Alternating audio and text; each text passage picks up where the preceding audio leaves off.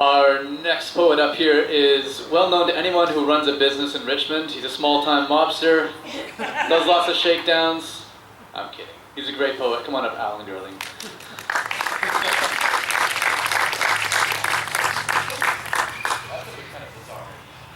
I told him I was going to play.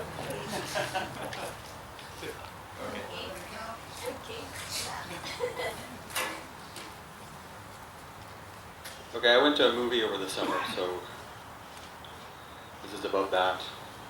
Went to see a movie. It's called Grand Budapest. Attentive and assiduous, Zero, the lobby boy, serves guests at the imaginary, once grand Budapest hotel. The screen aflicker with revived colors of some cartoon confection, a palette of pinks, purples, robin's egg blues, while I sit dazzled in the geographical center, seat and row of the theater, and find my privileged self entirely alone as for a private dance with pure light. My mere presence, though, seems to magnify and empower the glimmering absence of the usual gap-toothed crowd. Instead, a lightless maw threatens to swallow me whole, while the old counterweight, the anchor of the social world, sits at home with its Netflix. So, am I to disappear as well, sink into the widening anti-public void? Or may I sit on indefinitely, honored guest of a noble tradition that still serves high cinematic tea to stalwarts of a dying empire that refuses to fade to black?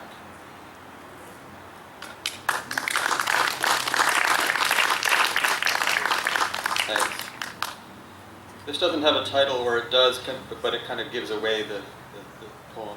It's a bit of a rhyme. Something else that happened over the summer. I saw a t-shirt the other day. I didn't like what it had to say. 3 words stood out, clear and bold. In just one moment, my heart went cold.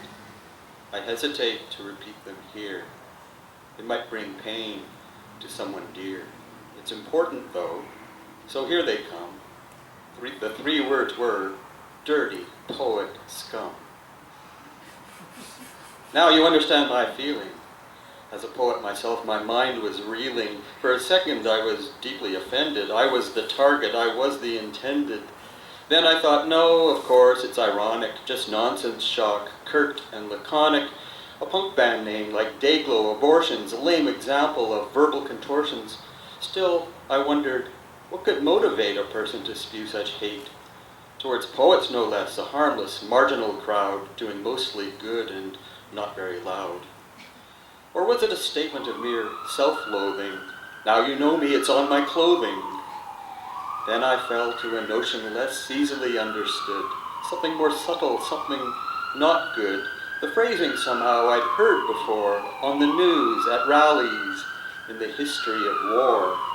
Dirty and scum were the common thread, used against folks others wanted dead, folks most used to constant attacks, Jews, the Irish, Muslims, and blacks. And I saw this t-shirt in a new light. It's rarely poets who suffer this plight.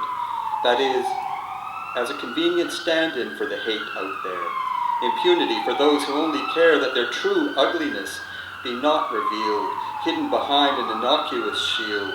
A slogan the young and careless might choose, on which the cruel could impose their private views.